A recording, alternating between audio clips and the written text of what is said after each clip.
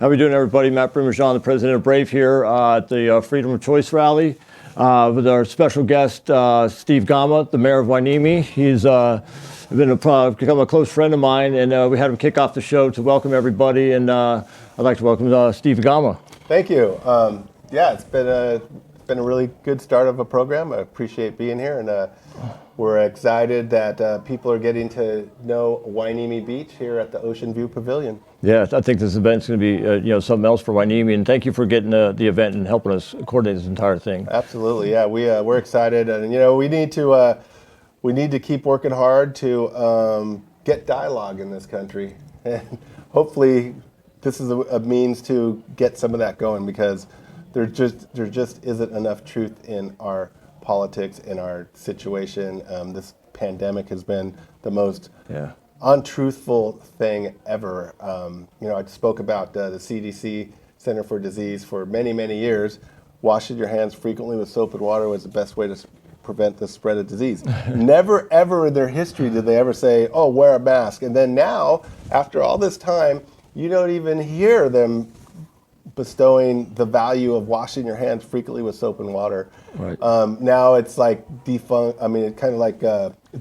to the mask thing. And the other thing that really upsets me is, like, I have a cousin that's a physician assistant at Community Memorial Hospital, and her choice is not to vax. And she was a hero at the beginning of this thing, in the front lines, working with all these sick people. And her husband's a firefighter. He doesn't want to get vaxxed. For whatever reason, it's their choice, right? And then suddenly we're going to start firing these people from their jobs, so they go from hero to zero because they don't want to vax. But they know how to protect themselves. They know to wash their hands frequently with soap and water. Right. Just sort of the narrative change. How they do what they want to do. Yeah. And so, this remember the whole defund the police department? Well, now they seem to got off of that because it didn't go very well, right? And so now they have this save the world, defund the police by firing people that don't get vaxxed. Yeah. And I just find it extremely dishonest, and it's just not, it just doesn't appear to be in the best interest of everybody. Yeah, it's funny because, a while back it was, like the Black Lives Movement and then the Patriots, they were against each other. Now they're starting to march together. Yeah. They're starting to see that, they're trying to divide us, and now they're trying to divide the vaccinated versus the unvaccinated, the mask versus the non-masks. And, people are just getting fed up with it. Right, and, they're trying to segregate. In risk management, there's a thing called segregation, and you take your flammables and you put them in a cabinet that's a non-flammable cabinet, right? So what they're doing, to me, is that they're identifying those that don't agree with them and getting them out of their system. And so it's kind of like you're defunding the people that don't support you. And it seems to be an ideological battle. And like I said earlier, people are in denial on the other side, and they're in, how in the world can you cancel the Keystone Pipeline and then with the stroke of a pen allow Russia to establish a pipeline across Europe? Yeah. And then our energy prices have gone through the roof. And then, and on that one, they may not be in denial because they may be purposely doing it, but it doesn't bode well for us here at home. Right. We do not have energy independence. So if you look all the way across everything that's going on, it seems to follow a narrative that America last. Yeah. And I've just, it's frustrating being an elected official to have to work in this environment and have to have mandates come down from the state and the county that you don't necessarily agree with. Yeah, and outside the mandates and this whole COVID thing, I know locally you've been doing a lot of fantastic things here with the beaches and turning around Hueneme. You guys are doing the cleanups and making this place, a desirable place to live. Jewel, right? Yeah, exactly. So, and on that point, it's like what we've discovered, and my wife helped me discover this. Think globally, act locally. And if you think about you as a human being, in order to have an impact, you have to do something in your area, in your backyard, in your front yard, in your community. And so what we started doing 5.5 years ago was we're going to clean our beach because it got really messy. And so every Saturday, I was out there this morning, we had school kids from Oxnard High School come over, Oxnard Union High School District, and we have some regulars. And so every Saturday we do a little bit. And over the course of 5.5 years, it's made a huge difference at our beach, and it's pretty amazing to see that. And so when we talk to these bigger issues, mask, vaccinations, and all that, we have to be smart. We have to figure out how do we beat this machine? Because it's a machine that's trying to say that because you're brave, you're a problem. It's like, wait a minute. And then the other thing about that is, in Ventura County, there was 3 or 4 businesses that said no. Yeah. And the rest of them went along with it. 1,600 said, just went along with it. It's like, they say jump and everybody says how high, instead of questioning it, so. Yeah, and the facts are that the mask really didn't help. It doesn't help that the health director wrote a 9-page dissertation saying that the masks don't work. And then they try to bury that somewhere and then online, and then here they said wear 2 masks, wear 3 masks, wear 4 masks, and it's just hey, well and you look at the schools and it just there's so many kids now. A lot of the kids that came out to clean the beach cleanup today, they're wearing masks, and I asked them, is there a reason why you're wearing a mask? Well, we're told we're supposed to wear a mask all the time. Right. And I'm like, okay, well, I don't have a mask on, but I just want to explain to you that you're not at risk. I'm 10 feet away from you. Right. I'm going to keep it that way. We have a hand washing station here. Why? Because frequently washing your hands with soap and water is the best way to prevent the spread of disease. And so these kids, but they're it's almost like they've just bought into this mask thing. Like this is. Well, it's told them over and over and over. Like at a restaurant, they want you to wear a mask when you go from the front door to your seat, but you can take it off when you're at your seat, right? So what, it doesn't spread, it doesn't go anywhere. I've invited them, several times to the health department to say, bring in, 500 scientists to swab my entire place. Yeah. If you find COVID, I'll shut down. I don't want to hurt anybody, make anybody sick. Yeah. Well, it's funny.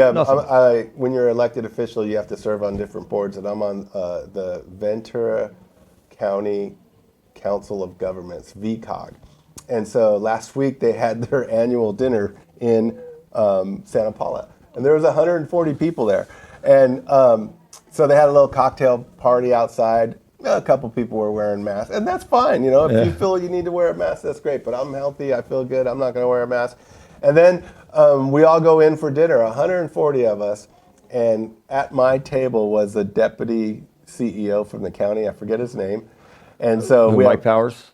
He's the guy right under Mike Powers. So we're at a full table.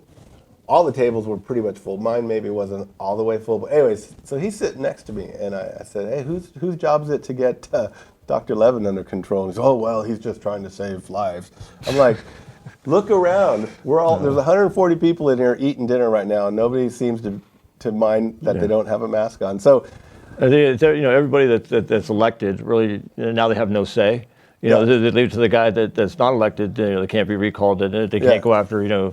But no, and it's a safe place too because I'm just following the guidance from above. We voted 4-1. I was the one odd vote to go away back to Zoom meetings, and I'm asking, hey, I'll wear a mask in a meeting, but let's have an in-person meeting. How is it that 140 of us could eat dinner together, but we can't have an in-person meeting where people are wearing masks? We could screen them, we could see it, do all those things. Yeah, because I know Kelly Long, she voted for the Zoom meetings, and then we had the Brave, we had a bunch of questions about that. Why are you doing that? And then she actually retracted.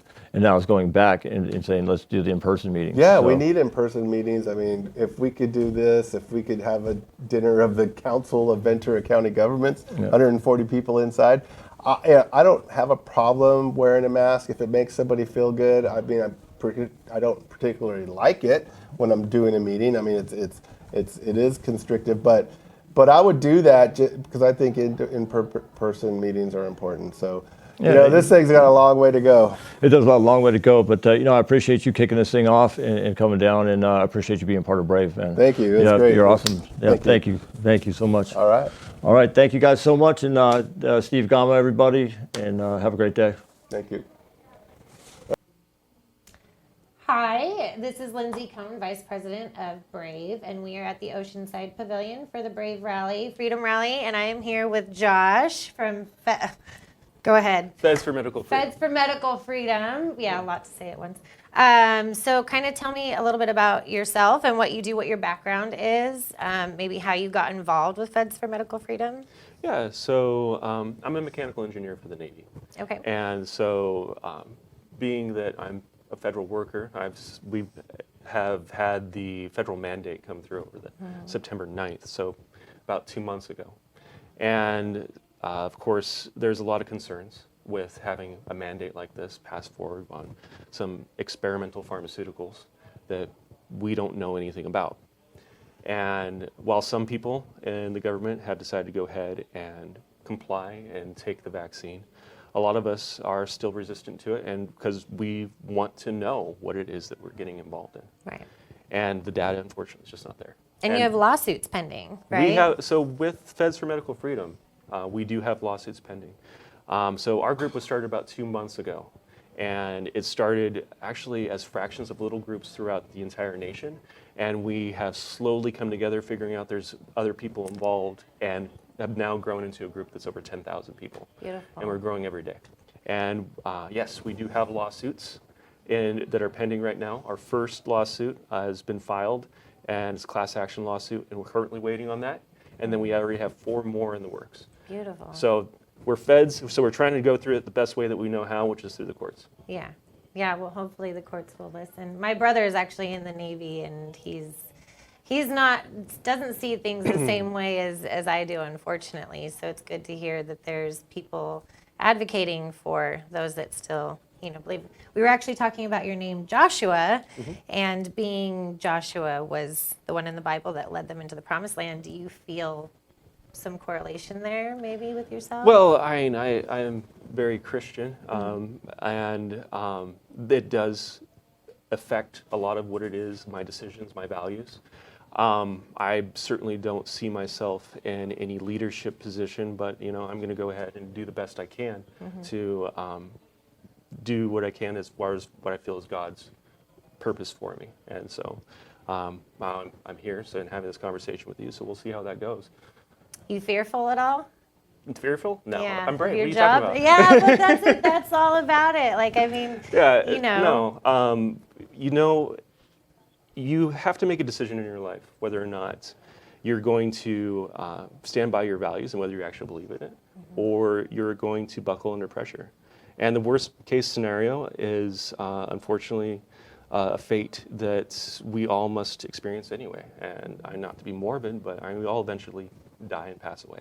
So that's the worst case scenario. And no matter what happens in our lives, all we have to do is know that we've lived a good life. And hopefully by the time we get there, Amen. Amen to that. Well, it was very nice talking to you. Thank you very much. Absolutely. Bye. You guys, everyone, someone. My name is Kate Kilpatrick. I'm here with Joshua Budish, the founder. Did you found Feds for Medical Freedom? Well, I'm one of the founding members of Feds for Medical Freedom here in Ventura County. And we're actually a much larger organization of splinter groups that have all kind of collaborated together. So there's not really any true founder at this moment. Okay.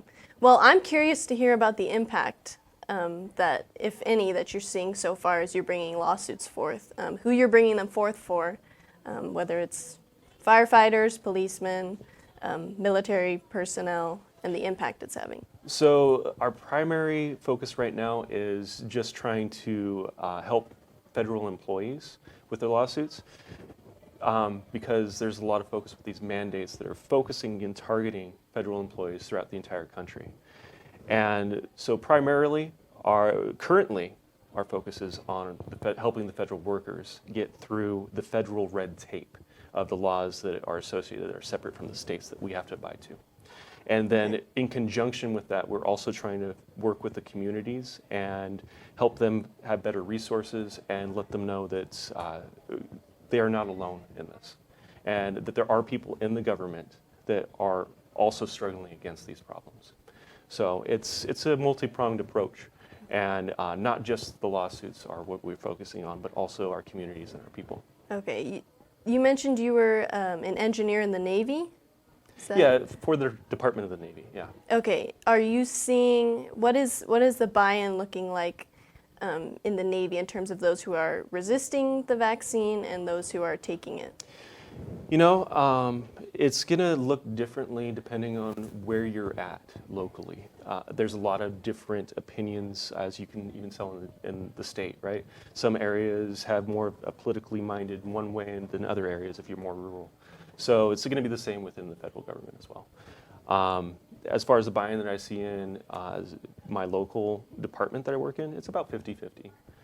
A lot of people don't want to take the vaccine, but a lot of people are on the fence. There's just not a whole lot of data and information that we have about these new, I wouldn't even really call a lot of them vaccines, but more of just experimental pharmaceutical, right?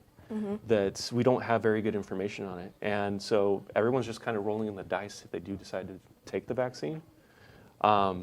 And that concerns us. And a lot of people, if they've already taken these pharmaceuticals, are finding out that, well, now later on down the road, they'll have to take a booster shot if they want to be fully vaccinated. And right. Now they're talking about having a booster shot every 6 months, every year, every 3 months. They're working that one out according to the news, right? Right. So now they're on a subscription service. They don't want to do that. So have you seen people's minds changed since you've been working with the organization? Maybe they've got the vaccine and they don't want to keep getting the booster shots, or they felt like they were alone in not getting the vaccine and they found a community in Feds for Medical Freedom.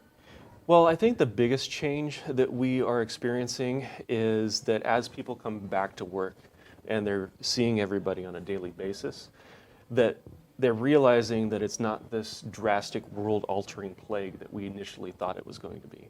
And once people start seeing that, then their mind starts to change a little bit of, oh, well, maybe what's going on is not just this virus. Maybe there's something else going on outside of it, and maybe there's a lot of, oh, well, maybe we need to cover this up and get rid of this problem as quickly as possible and shove it under the rug from a governmental standpoint of the people forcing these mandates.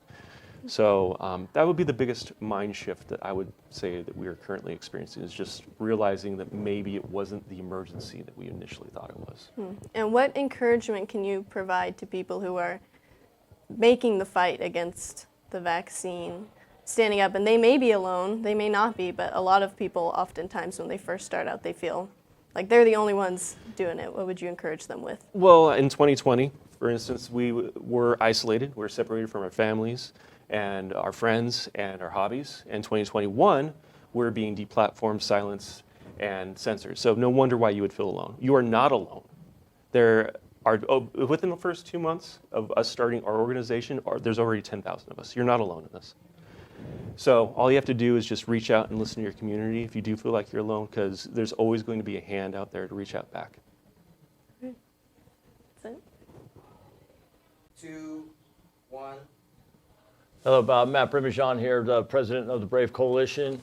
Here with Michael Seifert with Public Square. Honored to have him as a guest. Guy's doing incredible things. He started a website, or an app actually, to bring like-minded businesses together. I'll let him elaborate on it, but it started down in San Diego and he's moving up in here to Ventura County. Honored to have him at Speak at a Brave meeting about 2 or 3 weeks ago, and now honored to have him here at the rally. So, Mike, you want to explain a little bit about your app? I'd be honored to. Thanks for having me. Yeah, absolutely. Yeah. So you nailed it. We exist to create a space for people that love freedom to connect with all the businesses in their local region that also love freedom and that share their values and are excited to serve them. And many of the businesses actually give discount incentives to spend money in alignment with your values if you're a user of the app. So that's one component of what we do at Public Square. We have another component where we actually inform you of all that's happening in your local community. So who's on your city council, who's on your school boards, which way are they leaning politically, so that you're really able with transparency to know what the heck's going on in your local region. And then the third component of the app is actually the community, where you can engage with all of the other people on the app that share your values, and you guys can have censor-free conversation in a safe platform where you know your views will be respected and there won't be some big tech oligarch shutting down your speech and dictating what you can and can't say. So it's really exciting. We are launched in San Diego for our limited release as of about a month ago, and we're quickly spreading, hitting the rest of Southern California by the end of the year, including Ventura, which we're really excited about, and then to the nation in January. So it's wild. Yeah, so when can we jump on that in Ventura? Next month. Next month? Yep, you got it. Yeah, I know I already December, signed up we're coming to but waiting Ventura. to go live, so. Oh, yeah. If you download the app on the App Store or Google Play, you can actually go ahead and input your email, and we'll notify you when we're live in your area. So, yeah, next month we're coming to Ventura, and we can't wait. And I guess a lot of people, the question they have for you is, what made you want to do this? What did you just wake up one day and say, like, how did that all come about? What was your thought process? What inspired you to do it? How did you get to this point here? Yeah, great question. I, like many people I know, and many people probably watching this stream, many people in this phenomenal crowd, have felt over the last few years that the marketplace in the United States is moving away from me and my values. I've felt alone. I've felt like the media and some of these other big corporate entities just love to lie to me, and it's really hard to get the truth. And so I honestly was frustrated. And my wife and I sat down and had this moment of resolve to say, we got to figure out a solution to this. And so got together with some friends, and I've always loved technology. So I felt like, the solution needs to be innovative. And so we said, what if we could actually help users create community on their own terms, where freedom is a non-negotiable? And that was really the inspiration. My wife and I even got out a piece of scratch paper last year. We just wrote down all the businesses in our local region that we could feel confident supporting. And I've witnessed what's gone on in the United States. I've witnessed coffee shops donating to socially progressive causes. I've witnessed COVID, obviously, where all these businesses were excited almost about shutting down and forcing masks or vaccines. And I pity them and the plight that they're going through, because I can't imagine how hard that is with the government breathing down their neck in this season. But we need to prioritize freedom. And so we thought, what if we could create an on-ramp for that, help people, give them that hand up to be able to have community on their own terms? And what if it could happen in an innovative way that was appealing and could spread and scale fast? So that was sort of the backstory. Well, it seems like you're scaling pretty fast. So. We're thankful. Yeah, we're thankful.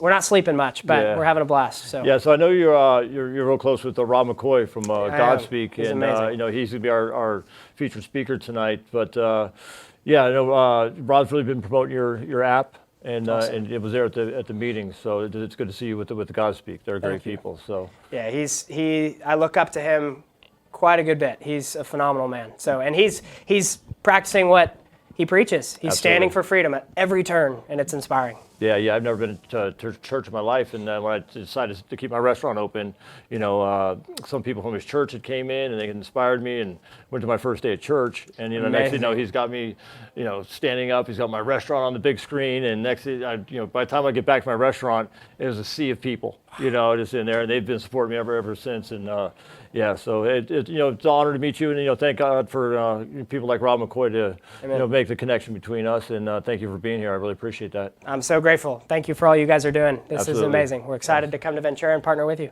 All right. Thank you. You got it. Thanks, you. guys. Hello, everybody. Matt Primajan here from the Freedom of Choice Rally. I'm the president of the Brave Coalition. I'm honored to have Ray Alexander here with me. He's I can't really say what he is because I don't get myself in trouble. I'm a Navy civilian. Navy federal civilian. Navy federal civilian. Okay, I don't want to get my words wrong and get anybody in trouble. But I appreciate that, Matt. Yeah, he's done. He's got quite a mission that he's taken on. He's gone through a lot of hardship, but he's here to share his story. And I'd like to introduce you to the people. And thank you for coming to Brave. I appreciate it. Yeah, thanks, Matt. I appreciate the opportunity to talk. Yes. Today, as you know, I'm under investigation, so I couldn't tell the full story. I didn't want to incriminate myself. Absolutely. Certain details that I couldn't share, but I'm a 10 years active duty Navy, 12 years in the reserves. Still in the reserves, and that's why I can't be so specific. Being investigated. Well, first of all, thank you for your service. It's my honor. It's my honor to serve such an amazing country with such an amazing set of values. We take for granted. And I did many years. I was guilty of this too. Just taking for granted the wonderful things and resources that our country provides, the wonderful freedoms, Absolutely. individual freedoms our country provides. And even as a service member, we, I think, fall short of continually reminding ourselves of those values. You might think that it's obvious. We go to Afghanistan, we go to Iraq, we go to other countries where it's, those freedoms don't exist. Right. So it should be obvious by contrast, but Yeah, get a little jaded living here. It's not. Yeah. It's not obvious. People lose sight of it. They just think, oh, that's over there, and I'm going to go home to America with all my comforts, at home, all the creature comforts of America and individual freedoms, and not so much anymore. I'm sort of thankful, honestly, for this time, because it's making it so obvious to folks. It's making those little steps toward imposition on our individual sovereignty and our individual rights, even just wearing a mask on a daily basis. A lot of red-blooded Americans will push back on that. They just don't like the control, especially when the requirement itself is clearly false and clearly unjustifiable. Yeah. So there are some advantages, honestly, yeah. in a situation like who would this. have thought a year ago, it's just, keeping a restaurant open to afford my parents, Right. And then here we are. We got the Brave Coalition, one of the strongest coalitions in Southern California. And we're honored to have this rally and have people like you and come out here and speak. So there probably wouldn't have even been a circumstance where we would have encountered each other as a federal civilian, unless I ate at your restaurant or I was a customer of any of your businesses. Yeah, it's exciting to see a lot of people standing up for their rights and like you said, realizing what they had lost and trying to get it back. But without getting you too far into more legal trouble, I guess, with your current case. Is there anything that you could share with us that's kind of going on with you that, Well, I can say that my the investigation is based on speaking out about my personal opinion about the mandate. It originated with a question that I asked at church, which I thought was an appropriate place to ask a question about how I should respond to something that I think is incorrect, that I think is not a justifiable order. And that one thing led to another, and I ended up answering some questions of some folks, and it got published in a way that wasn't indirect. Well, I'll just say that my perspective was shared in a venue that was objected to by my military chain of command as a reservist. I understand. And so you'll be retiring? So I hoped to retire. I had an approved retirement date of 1 December, but while the accusations are being adjudicated, while the investigation is ongoing, my retirement is held in abeyance. They essentially disapproved it, and I'll have to resubmit. As far as I know, I'll have to resubmit as soon as the proceedings are closed. Which, interestingly, reservists must retire on the first date of the month. Okay. And reservists in the Navy must get the vaccine by the 28th of December. So if my case is not adjudicated rapidly enough and I don't have time to resubmit for a retirement for 1 December, it'll be pushed to 1 January, which now introduces additional risk of Article 93, which is failure to obey a lawful order, which is how service members are being prosecuted who don't get the vaccine. There'll be a 3-day window there where I'm subject to those UCMJ proceedings as well. Wow. If that happens. Yeah, I hate hearing stuff like this. Hopefully that I love the military. With all the guys with the base, they come into my restaurant. I pay for every guy that comes in uniform. I pay for their meal, whether it's they're 10 deep, 20 deep, and I really hope they come to some sort of logical resolution, and that they don't force these mandates and the vaccine shots on these guys.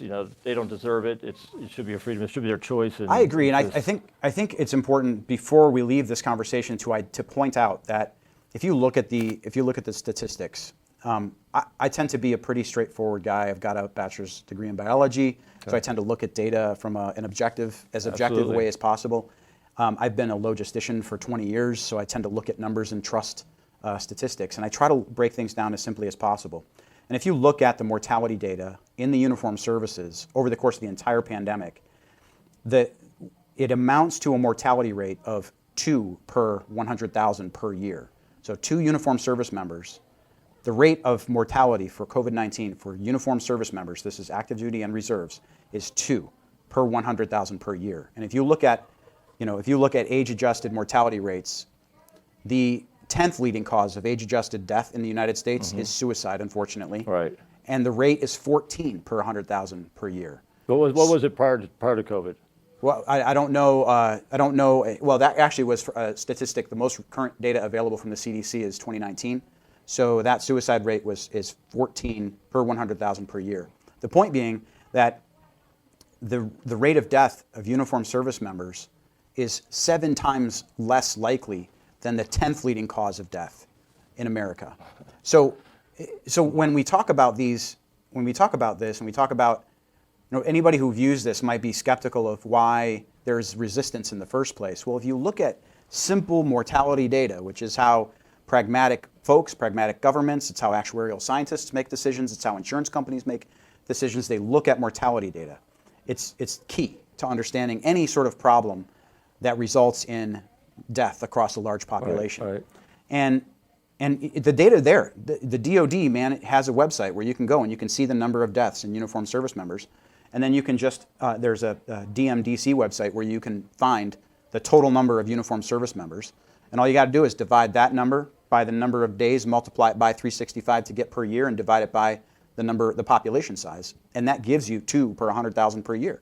It's basic, simple math. There's any viewer, anybody looking at, watching this video can do that themselves using data from the official sources, and they can demonstrate to themselves that the risk of COVID-19 to uniformed service members is essentially zero. It's near zero.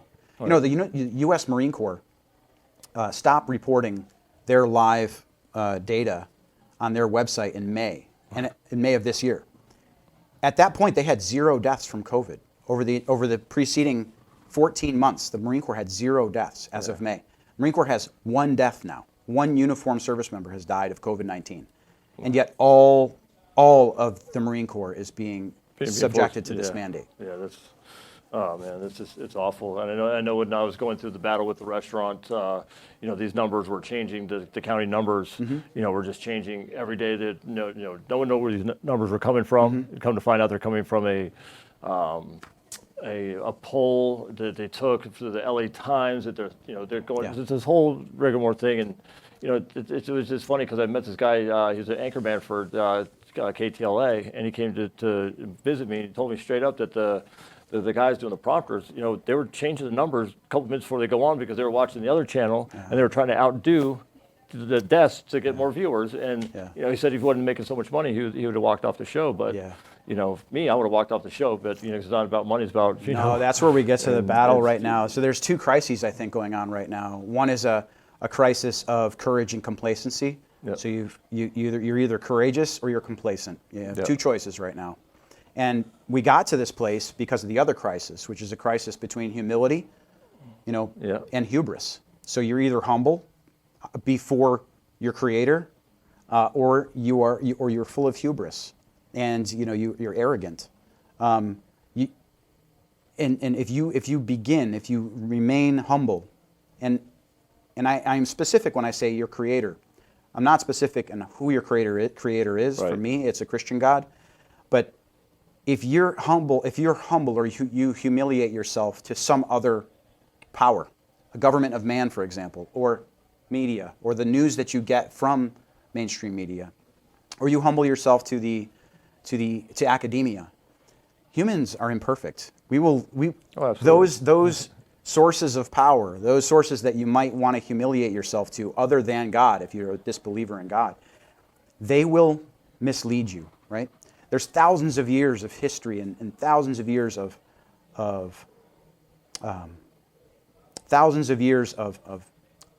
reason and human logic and influenced and affected by the Word of God in our religious texts. I would encourage anybody who's in doubt right now about where they stand on anything to pick up a religious text. Yeah. I would encourage them to pick up the Bible and start at Genesis. Right. I did that. I'm starting to read the Bible for the first time. I just got through Numbers. It's a slog. It's hard. Yeah. I'm on Deuteronomy now, but you can see things. And if you honor the Word of God, if you humble yourself to God, to your Creator, you're free to see the arrogance in our civilization now, the hubris in our civilization now. It pains me to watch mainstream media right now because there's so much arrogance. Yeah. There's so much disrespect for such a broad range of folks in our country, good folks. Yeah. I stopped watching TV completely, you know, once the pandemic quote hit, you know. Yeah. So it was just, I couldn't take it anymore. I had to worry about, you know, what I could do here, you know, worry Yeah. about myself, my family, you know, and you know, that soap opera, which they call the news, you know, I couldn't waste my time with it, you know, so.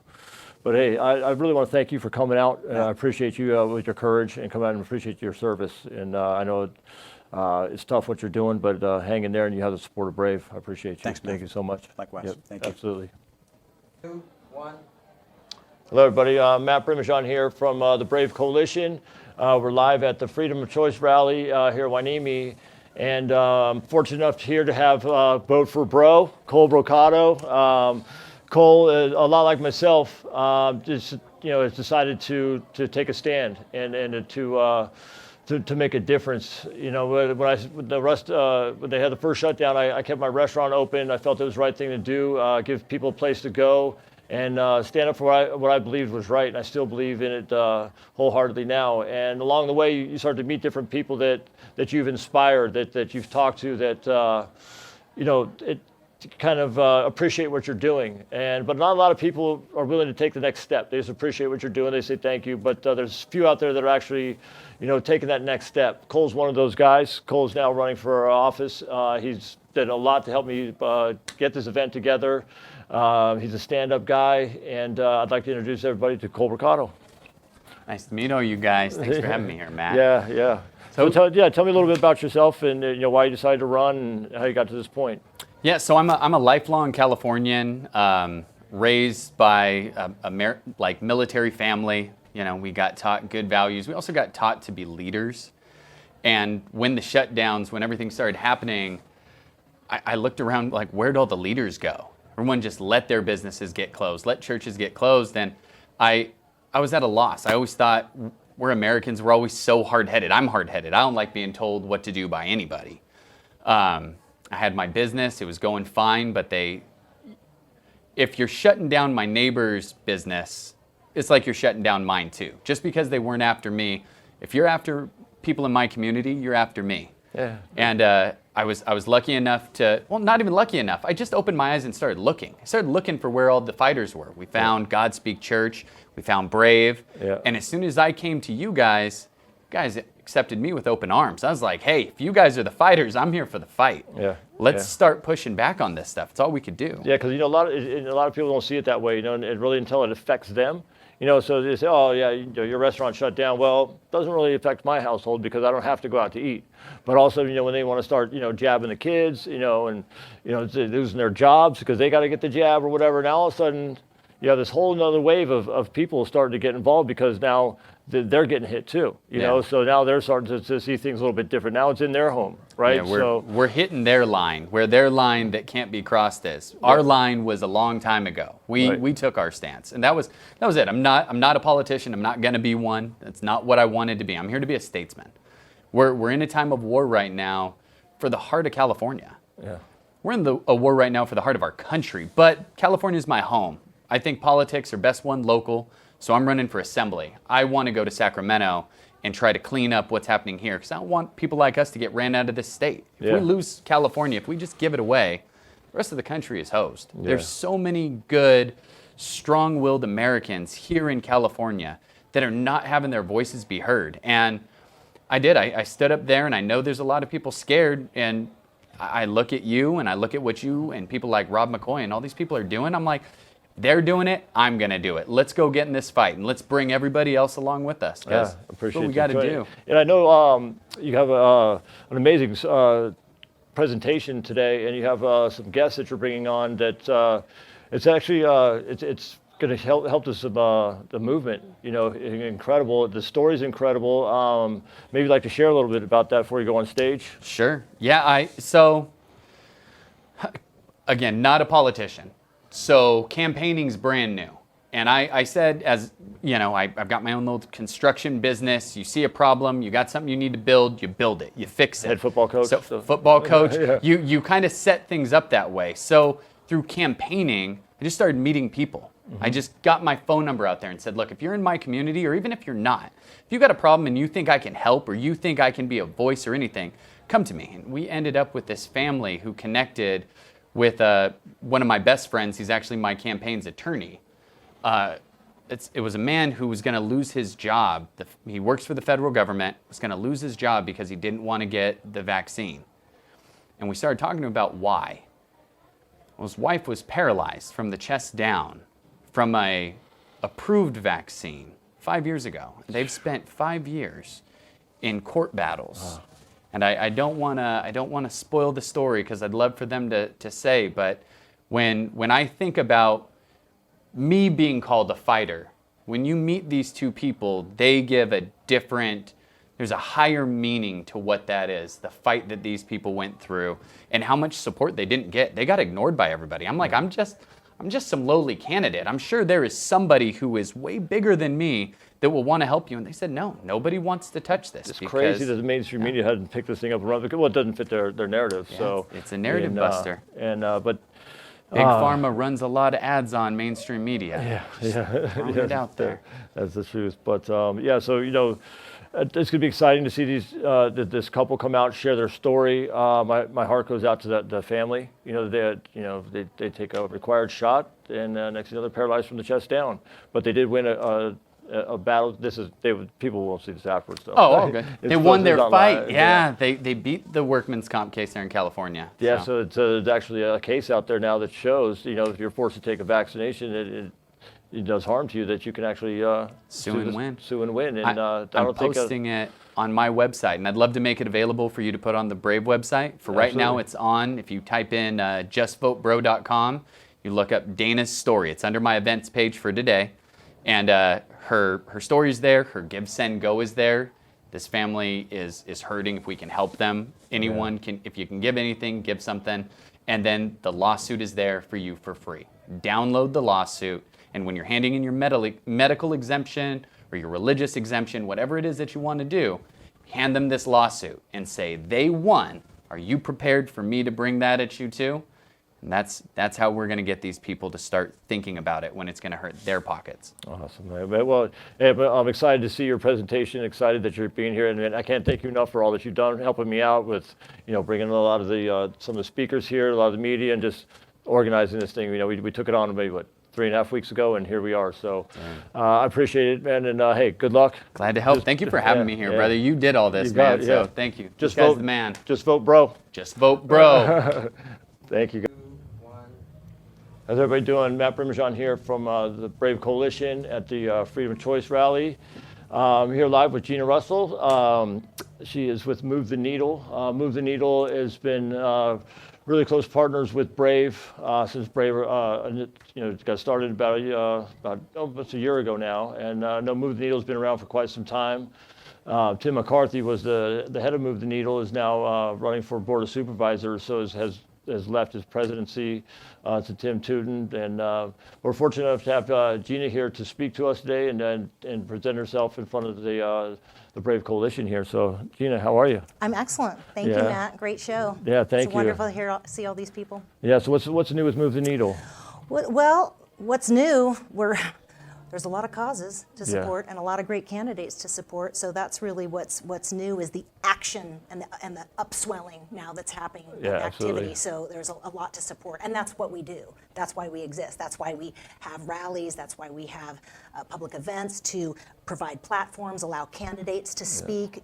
Provide a forum so that we can support those who are sharing our values. And those people are popping up left and right because leaders are emerging out of these causes. Yeah, absolutely. Just like Tim. Yep. His is a great story. Yeah, Tim started, he was on the couch one day and he tells a story that, he felt inspired, so he picked up a sign and went on the corner. Now, next thing you know, he's got people on the overpass over Lynn Road and doing all that. Can I clear up that story for you? Yeah, okay. yeah. It's actually a really great story.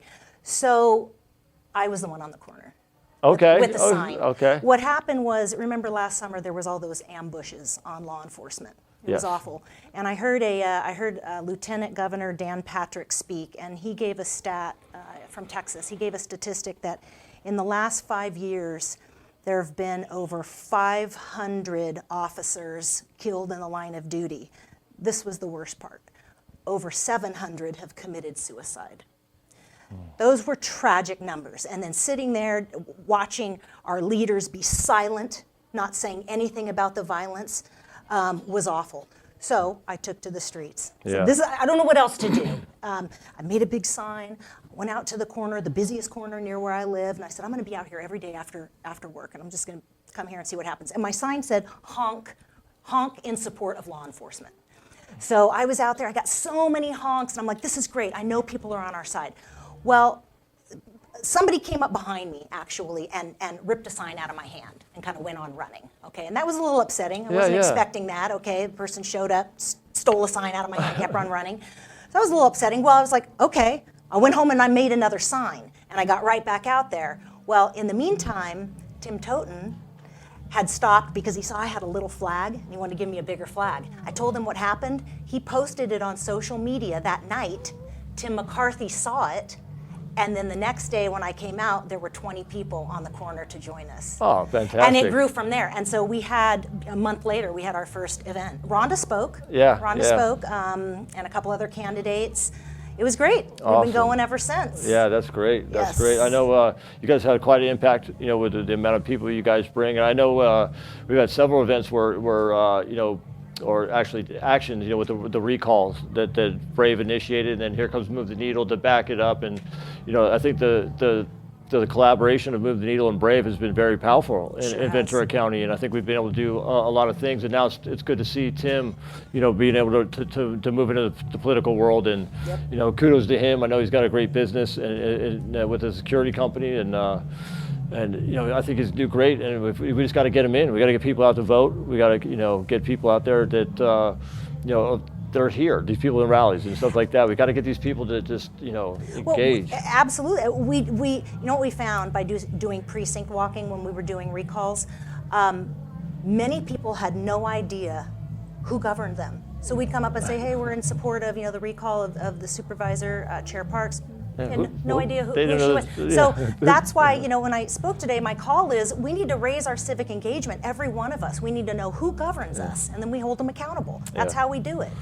So yes, excellent with the recall efforts. It fell short, but we were raising awareness. We had some wins along the way. Yeah, we had some wins, but it's hard when the local GOP doesn't back you, and because it's going to cost too much money. Well, how much money is it costing having them in? Right. Exactly. Right? I mean, come on, give me a break. So we took actions into our own hands. Right? Yeah. We the people. How much money has Linda Parks cost Ventura County?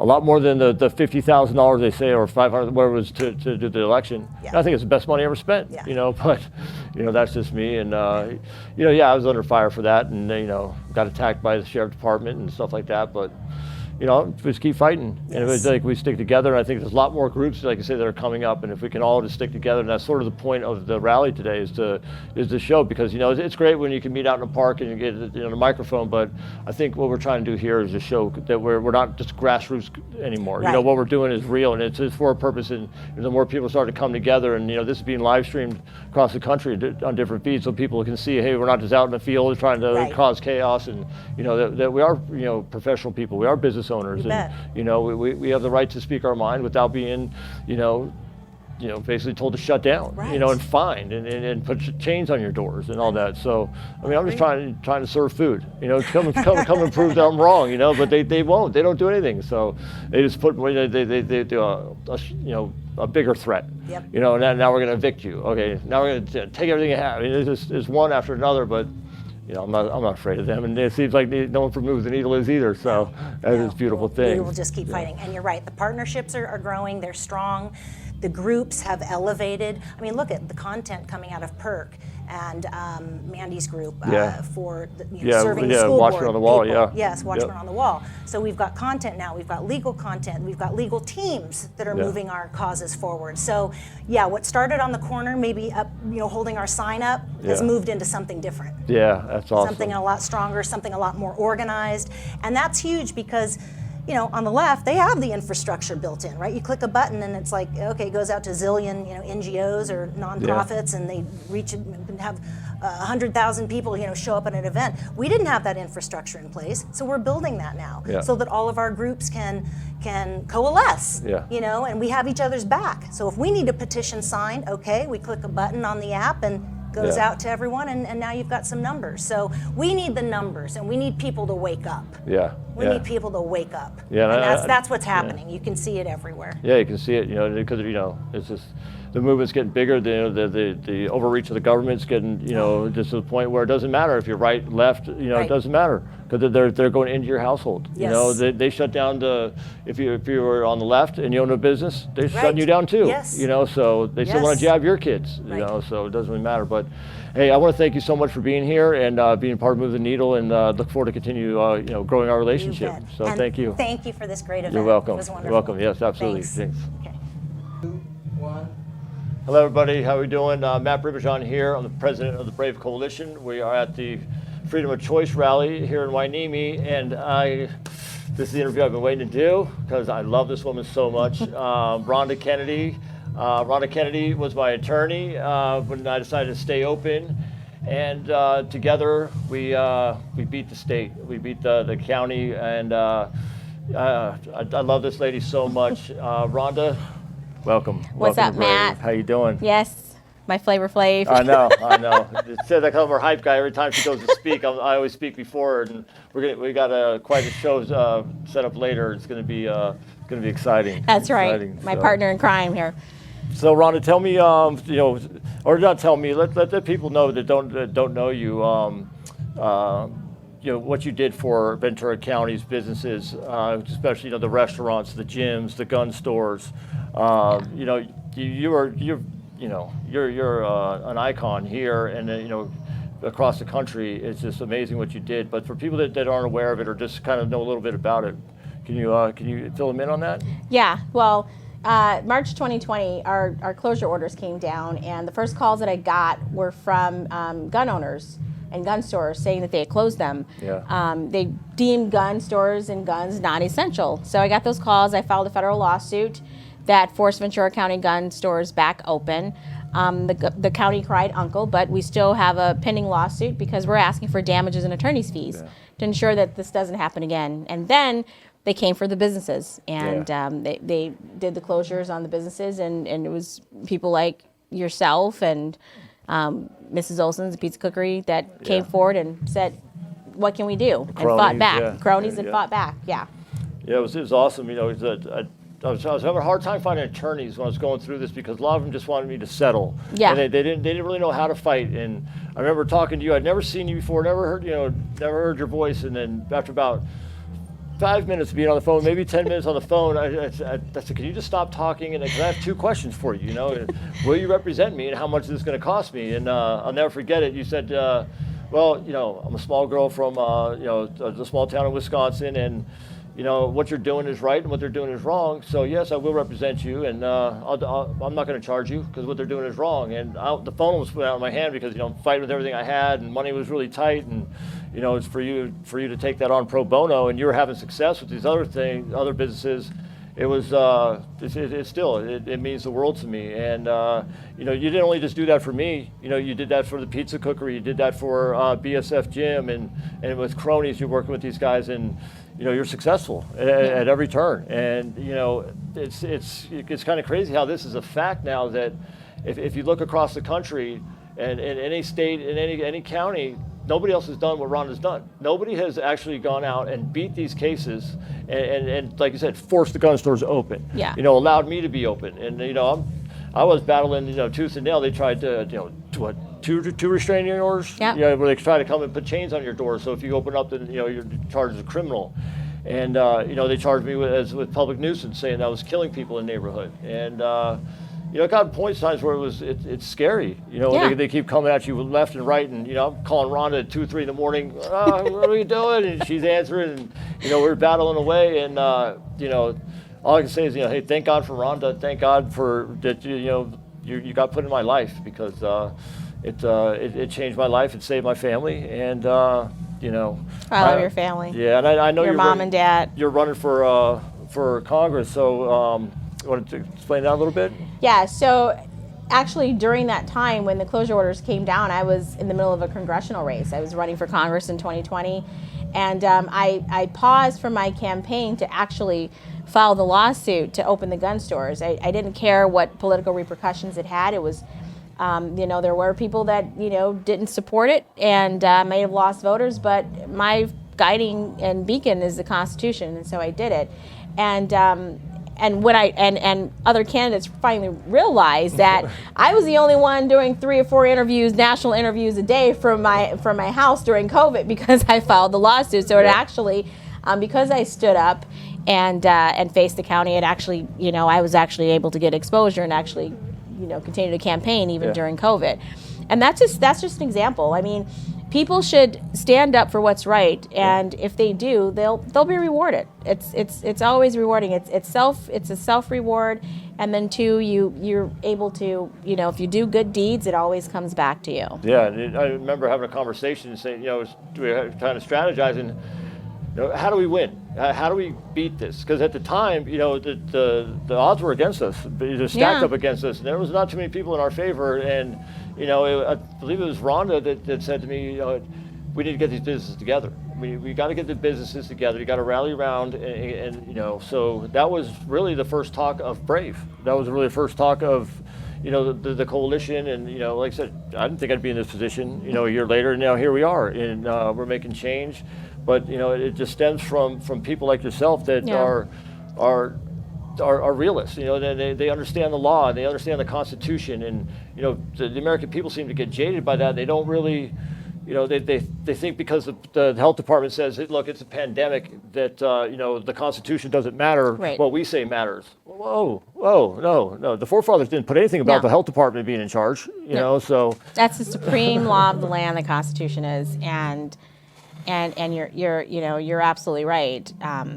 It works in numbers, the strength in numbers, and I did it by the law, using the law and the Constitution, but I want people to understand that you can't do that unless there's people willing to stand up and fight, because there's so many people who aren't willing to stand up and fight. I mean, people complain, oh, I might lose my job, you know, my business might be affected, my neighbors, my friends may not be upset, they may be upset with me because of my views.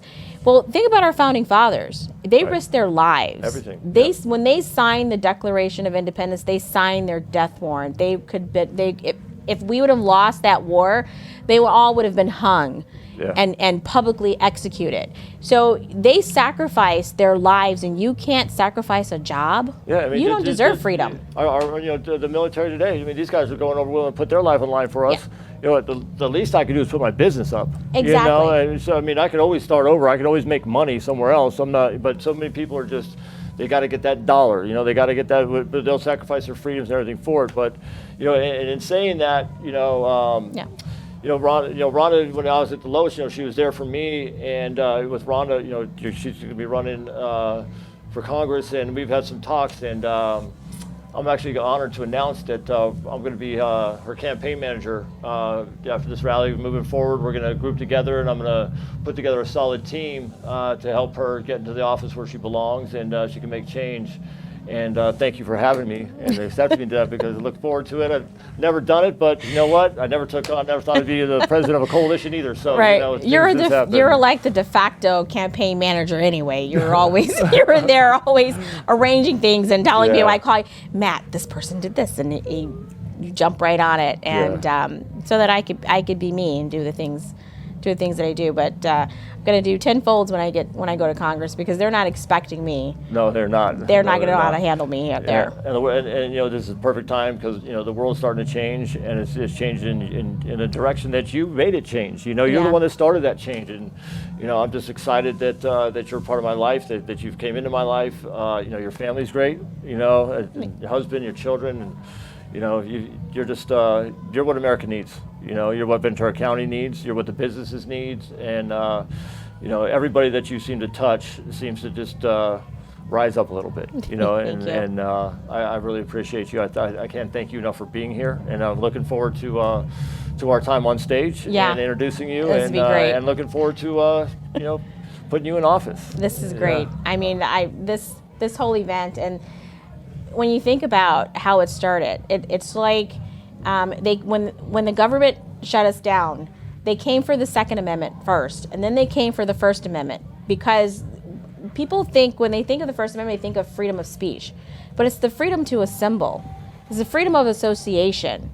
And when people get together, and this is like the town square, this is like the town tavern, where our founding fathers and patriots talked and said, we're tired of the tyranny, we're tired of the oppression, we're tired of the government taking our taxes with no representation. It was in those taverns that this country was formed. So when they took away our First Amendment, organizations like Brave, they took away that opportunity, that ability to be able to come together as a coalition of businesses to fight back.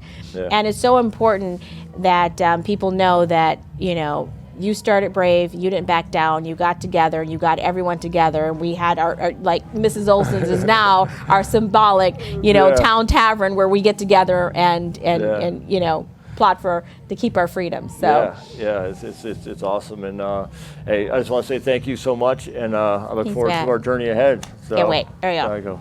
Thank you, guys. Hello, everybody. My name is Josh Cohen. I'm a part of the Brave Coalition board, and today I'm with Cordy Williams, and we're going to talk a little bit today about what Cordy stands for, what got him into politics, why he's running for assembly, right? And so, Cordy, my name's Josh Cohen. And well, first of all, nice to meet you. Nice to meet you too. Pleasure. And so, let's just start out with a little bit about your background of like where you came from, what got you into this position, and like why are you here today? Yeah, so pretty much it's funny how God does things, right? If you would ask me 3 years ago, 2 years ago, 1 year ago, around election time, like, oh, Cordy, are you ever going to run? I would have said, you're out of your mind, right? You're completely out of your mind. Yeah. I was the guy, it's funny, earlier a gentleman was speaking about how he literally was the guy that his wife set up who he was going to vote for, gave him a list and said, okay, here's who you're going to go vote for. He literally would go to the ballot and boom, boom, boom. And to be candid, I wasn't much different. I was kind of one of those voters that if you were a Republican, great. I didn't really understand the issues. If you were local, I understood even less. And I was checking the box, going through, cool, right? But I got here because I've always been a servant, right? That's all I know how to do. I mean, I was raised in a mobile home and a trailer that had hay bales to insulate the heat. I got out of that. I found the United States Marine Corps, or it found me. Got out in 2002 and, went back, got my economics degree, and then fate would find it that I'd end up in chiropractic school. And then I find this crazy Long Island girl in chiropractic school, and she's like, hey, let's move to California. And sounded like a great idea at the time, right? Yeah, it sounded like a great idea at the time, but Gavin Newsom's your governor. Okay, yeah. So we moved here. We settled in a little town called Carlsbad because I told her we had to be close to the Marine Corps. And we were practicing and humming along in life with our chiropractic practice. And then probably about 18 months ago, 2 years ago, right when the COVID lockdowns, 2 weeks to slow the spread, right. Was basically a month and a half in. This is probably, I don't know, maybe first week of April, something like that. Right. By that point, I started getting involved in rallies. I did 2 of them. On my third one, I found myself at the Sacramento Capitol with about 2,500 people that were ticked off. Gavin Newsom had removed the permits or pulled the permits the night before. This was a real peaceful protest, not one where they're burning, looting, and murdering. Right. And, following, like during that whole thing, they had it staged where they had about 300 riot gear police there. And they were throwing women to the ground. They were batoning women, handcuffing them, all sorts of stuff. And I just, after seeing that over a 3-hour period, Josh, I just got, to be candid, pissed off. And I turned my hat backwards. I got up on Lee Dundas's boat that was in front of the Sacramento Capitol, put a megaphone in my mouth and just started talking to these guys that I knew had little girls and had children, had boys at home under the age of 5 like you and I do. Absolutely. And I just started talking to them about the oath they took. And the truth, right? Right. Like what do you guys... Talk the truth to them. Yeah. It's like, we're all the same. We're all the same. All we want is choice for our kids. Mm-hmm. All we want to do is be able to raise our kids the right way, right? With freedom. And worship, the greatest thing about the Constitution is choice. When you take away that, you take away the republic. So we've been on the road. I mean, that video got about 20 million views. Wow. We launched 1776 Forever Free, thank you, about 3 days later. And we've been traipsing around the country for basically the last 15 to 18 months, 3 weekends out of every month. I hit Diamond Medallion probably about 4 months ago with Delta, and we just haven't stopped.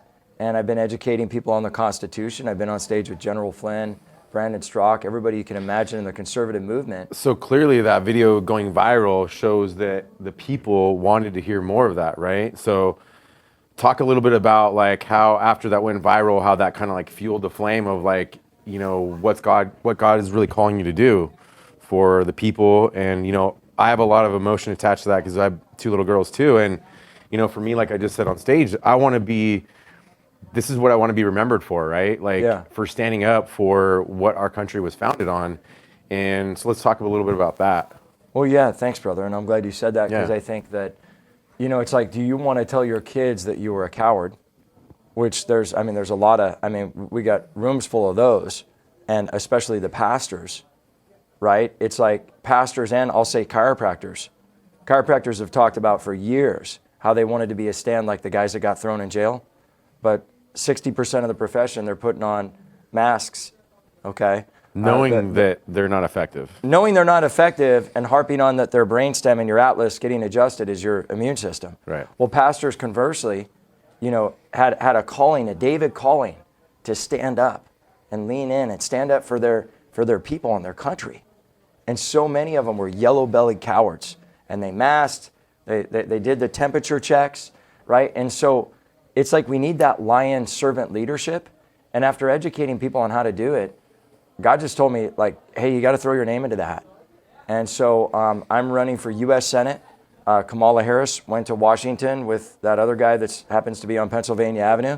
And the current governor of this state appointed the former Secretary of State, Alex Padilla. And that is a statewide race for the United States Senate that I am running for. So anybody in the state of California can vote. All the political pundits and all the consultants from, Palm Springs, Palm Beach are saying, oh, well, this is crazy. We need to focus on red areas. Why? So we can have a minority in the House and Senate like we had last year?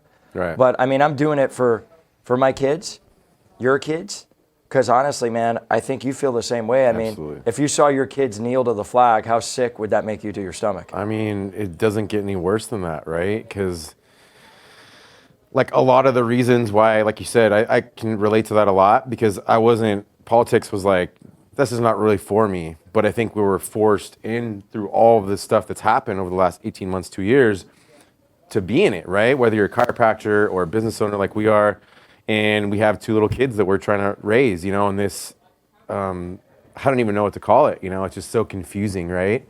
And the kids don't get it because they're so young. But I think that that's amazing, man. And I think that the people that are here and that are following what we're doing here are going to be like 1,000% behind you. So why don't you tell the people a little bit about like where they can find you, where they can follow you, where you're going to be going after this, like a little bit about your campaigning. Yeah, well, before I do that, I just want to honor you and honor Matt, and not just because Matt's in the room, but this is such a high-class group of people and such a high-class event, and I'm honored that I could announce here and that you guys allowed me to do that. Thank you. Because I could start ice sweating, as I call it right now, because it's just such a beautiful group. So really, we feel the really, same really way, honored, honestly. man. Really honored, seriously. Yeah, for sure. Yeah. But you can go to Cordie 4 Senate, CORDIE, number 4 Senate, SENATE, Cordie4Senate.com. You can donate. We're doing an initiative right now, trying to get everybody to donate $100. After that $100, do $5 to $10 per month. The maximum is $2,900. If you can do more, great. If you can't, tell 10 people about it, right? Because $13 million is not a lot in the kingdom of Christ. All right, God wipes his butt with that. Yeah. Right? Because he's El Shaddai, he's not El Cheapo. Right? He's El Shaddai. So I think when we walk in that, like there's so much that we can do as patriots when we unite on choice, because constitutional choice equals national unity. Absolutely. So, I firmly believe that. I'm going to be in, basically what happens from here is I'll go to an amazing event you guys are having tomorrow. Tomorrow night I'll be at a screening at Godspeak, and then I'll be in Palm Springs for a couple of days with a consultant. And then after that, we're on the road to Clay Clark's tour in San Antonio, Texas for 4 days. Then we're going to the wall, the border. There should be a wall there, but we're going to the border. J.R. Majewski, Lee Dundas, a host of others, His Glory TV, Mike Miller. You mean you're not going to offer like $400K to like every illegal that comes across the border? Yeah, well, I thought you were changing your name to Julio Escobar Gutierrez. Are you thinking about that? Nah, I don't think so. No? Okay. Yeah. You like this country? Not in this lifetime, yeah. Not in this lifetime. Yeah, but if you guys can contribute, honestly, like even $5, like anything really helps. And, you know, like he was saying, guys, like every little bit of effort, every little bit of standing up, even the support, whatever you can do really makes a difference. I know with Brave and Matt, with what we've done here, like if you can volunteer, if you can show up to one of these events, like it all makes a difference. So don't think that any contribution, whether it's financial or not, doesn't make a difference, because it all does. And I agree with that. And it's not, you know, and I would just kind of parlay off of that. Like sometimes people are like, oh, should I do this or do this? Well, focus your energy where God tells you to. Come to events like what they're doing. Support them as much as you can. You know, I think now's the time, and, you know, some people will scoff at this, but, you know, some people are like, you know, I'm tithing to the church. I mean, honestly, and I'm not saying this selfishly, yes, I think we should tithe to the church, but I think if you really read biblically what it says about tithing, tithing is in the forms of serving. It's in the forms of like-minded warriors and lions like you guys saying, you know what, I'm going to give Matt and I'm going to give Josh $10 a month, right? That's going to be my tithe. I'm not going to tithe to the church for a little while, and I'm going to tithe to this ministry, because the ministries are so related, and I think we got to get that into people's heads, because we've got to have a multifaceted mission with organizations like Brave, right, with other organizations out there, and we've got to just separate ego and bring people together and get people busy and get people working for California. I agree. Cool, man. Well, thank you for your time, Cordy. I appreciate it. It's been an honor. Appreciate you. And thank you, man. I appreciate it. Yeah. Yes, sir. God bless you. Cool. Hi, I'm Christian Fiskus, and I'm here today with Mike Cargile. Mike, why don't you tell us a little bit about yourself and why you're here? Well, I'm running for Congress in California's 35th district, which is basically the Inland Empire, Pomona to Fontana. I think it's the best district in California, actually. At one end of my district, I have a NASCAR speedway, the Auto Club Speedway, and at the other end of my district, I have a drag strip, the Fairplex in Pomona, one of the best drag strips in the country. So what kind of people like drag racing and NASCAR? Plus I have an international airport right in the middle of it. So I think it's the greatest district in California. My opponent is a Guatemalan communist. So I have 4 churches in my district that are 10,000 plus members. So it's hard for me to believe that those people would vote for a Guatemalan communist. But, you know, we saw how the elections in California were run, and I don't believe 1 second that I lost that race. Yeah. So what brought you to Brave? What was it that was about Brave that brought you here? How did you hear about us? I was up here with a CRA meeting, and I met Matt, and we started talking. I was actually speaking at that event on election integrity. I'm also a plaintiff with the lady running for Congress here, Rhonda Kennedy. We're co-plaintiffs on a suit that is right now at the Ninth Circuit Court of Appeals. I think it's the most important lawsuit in the nation right now, because out of it, we will either save the election system of the United States or we will lose it, and there will never be another free election in this country. So we're kind of the tip of the spear, and there's a media blackout on us right now.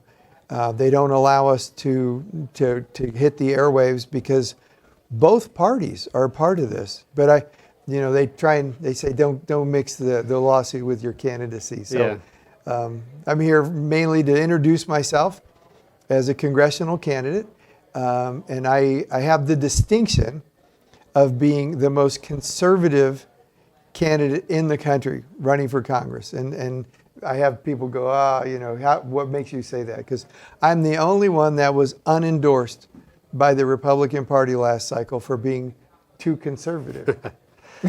Just to give a little bit of context, what's the timeline on that lawsuit? When do you think maybe you're going to see some movement in the courts?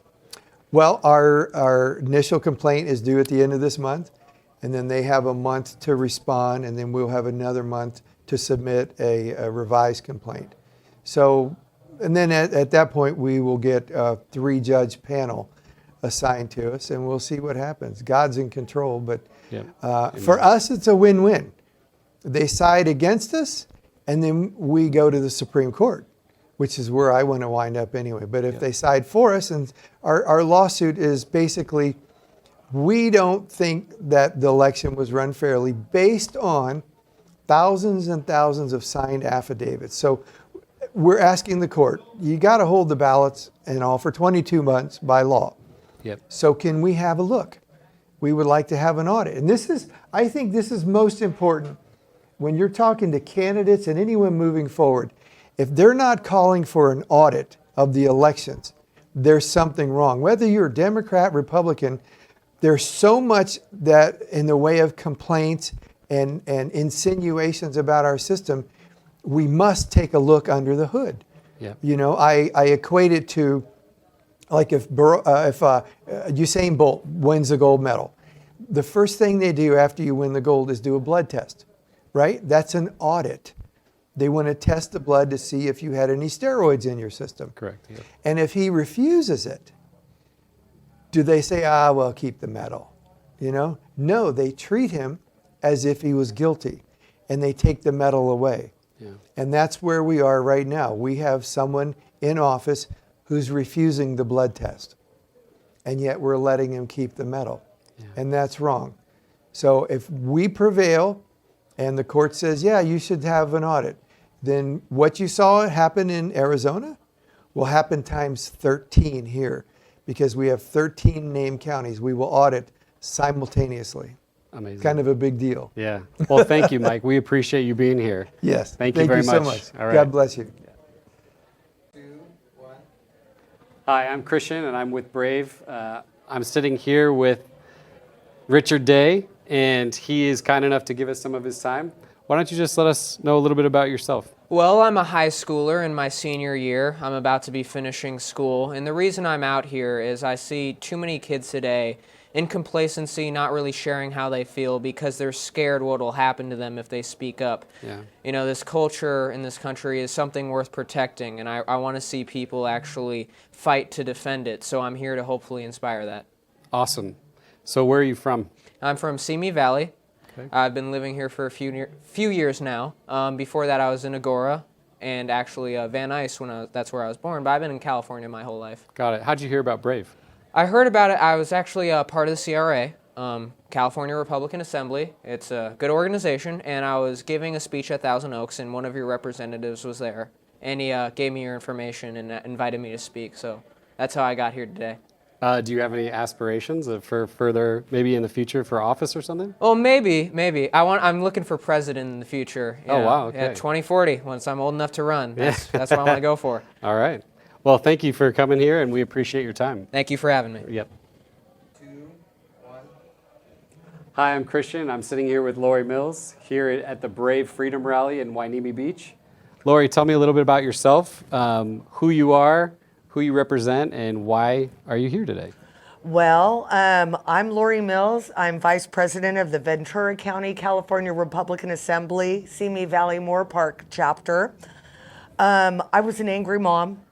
I used to be one of General Flynn's digital soldiers until Mark Zuckerberg and Twitter on the same days a month before the election banned me. And it's too bad for them because now I have a lot of time. So are you still in jail? Would you say that you're in Twitter I'm banned. Jail? Completely banned? Yeah, they took my business pages down that had nothing to do with politics. For spreading misinformation? Basically for talking about the leak at the Wuhan lab and also talking about Hunter Biden's laptop, which we now for sure know is real. Got it. How did you find Brave, and how did you get involved with Brave? Honestly, with Brave, I had just seen them around. I had gone to a few rallies. Months ago on Bannon's War Room, I saw Dan Schultz talk about the precinct strategy. And with the precinct strategy, I decided to get involved. I wanted to get into the GOP, And so now I am a member of the Central Committee, and that plan worked. What I found was a lot of the things that I wanted to do, such as endorse Marjorie Taylor Greene's articles of impeachment, they were unwilling to bring it for a vote. So therefore, we created another tent under the CRA, which is the activist wing of the Republican Party. And so our goal is to put America first. And we don't want to compromise.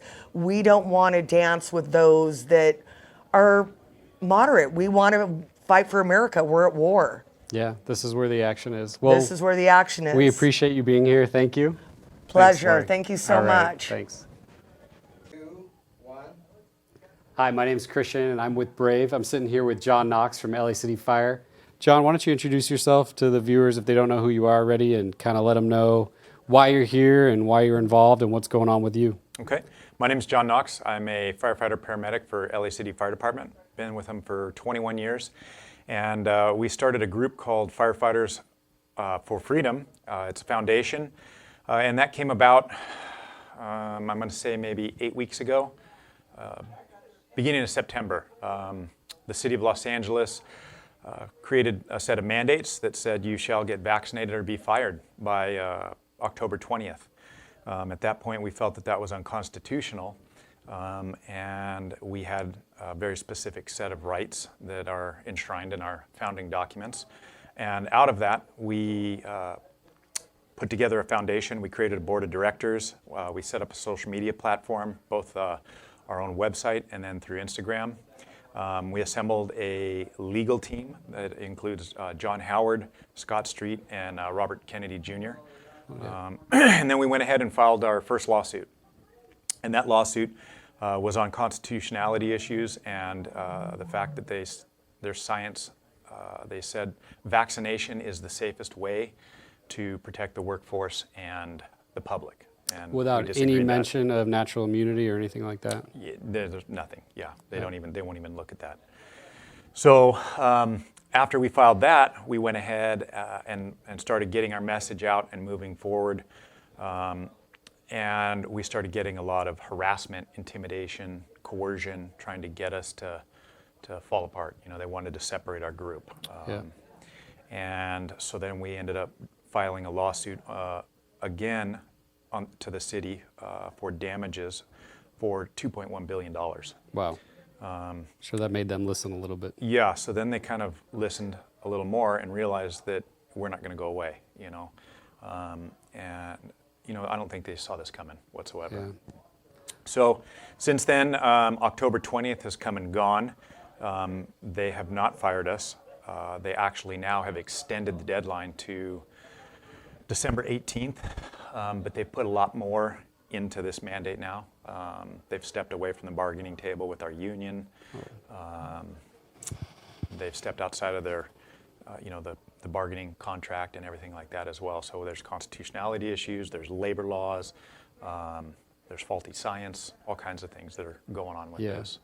Well, we really appreciate you fighting. There's a lot of people out there that are standing behind you, so we appreciate it. Thanks, John, and keep up the good fight, brother. Appreciate it. Yeah, no worries. Thank you for having us here today. Of course. Hi, my name is Christian. I'm with Brave, and we're here in Hueneme Beach at the Freedom Rally, and I'm here with Andy Falco from the California Parent Alliance. Yes. Andy, thanks for coming. Tell us a little bit about yourself, what brought you to Brave, and what brought you here today, and give us a little bit of your message. Well, the most important thing is that I'm a father. My wife and I have 6 kids between us. 2 of them are in elementary school, 1 in junior high, and 2 in high school. I know I don't look old enough to have children, but I have that many kids. And like many parents, I think we voted for the people, the incumbents that were in the school boards and city council because, who really looks into those things some years ago? And then COVID happened, and we started watching the Zooms, and then we start hearing about CRT, and we go, what's the sex education for first graders? We start looking into it, and we realized that we made a huge mistake by not really paying attention to who's in our school board and being involved. And so something I never thought I'd be involved in, and that is school board meetings. And so over a period of time, I began to meet people that were going to be running for school board. We supported 3 conservatives, and out of the 5 liberals that were in our school board at Placentia Urban School District, we were able to get those 3 conservatives on the board. and made a huge difference. It wasn't that long after that that I was contacted by the people over at the California Parent Alliance. It said, wow, you know, can you join our association and come over and help out? Yeah. So they asked me to be president, and so just recently I was made president, and so we're going to see if we can't do the same thing at other school districts. Yeah, it's just it's crazy how all of this has been brought out of people's. They're seeing what's going on, and it's just at a local level, and this level of involvement, I've never seen it before. So we appreciate you being here. Yeah. Thanks, and it was nice meeting you, Andy. Nice meeting you. Thank you. All right, take care. Hi, I'm Christian. I'm with Brave, and we are here in Wainimi Beach at the Freedom Rally, and I'm joined with James Bradley and Melissa Tumin. Thank you guys for being here. Tell us a little bit about yourselves and what brought you here. And you guys are running for office, so please let us know and the audience know what your message is. Well, thank you for inviting us. Yeah. Yeah, this running for office is it's kind of a quagmire.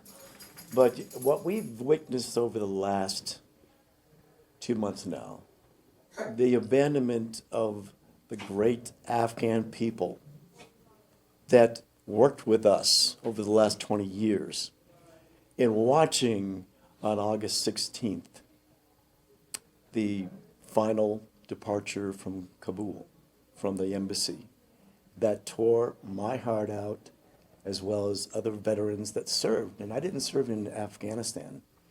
Then we had another 1,000 troops that were inserted to help on the further evacuations.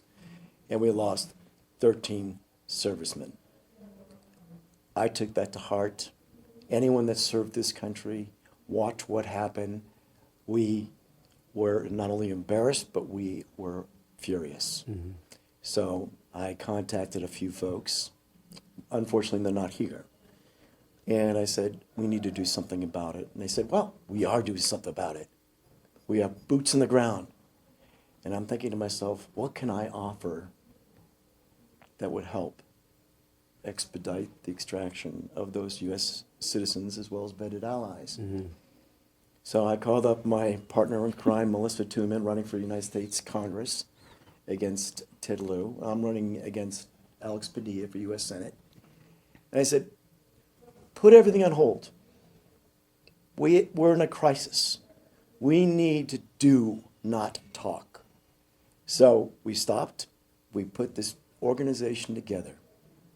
And we started reaching out to celebrities, former congressmen, boots in the ground, the Afghan community throughout the United States, asking them, let's work together and help your families. More importantly, let's have some level of dignity and pride of our service in helping the Afghan people for 20 years.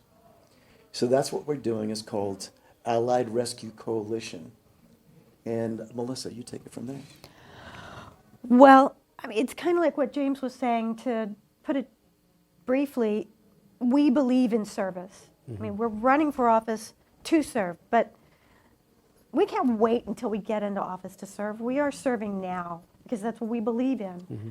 And we're serving the American people the American citizens who have been abandoned in Afghanistan. We're serving the green card holders who went back to help NGOs or to help the U.S. military or to help their families, and they're trapped there now. Yeah. We're helping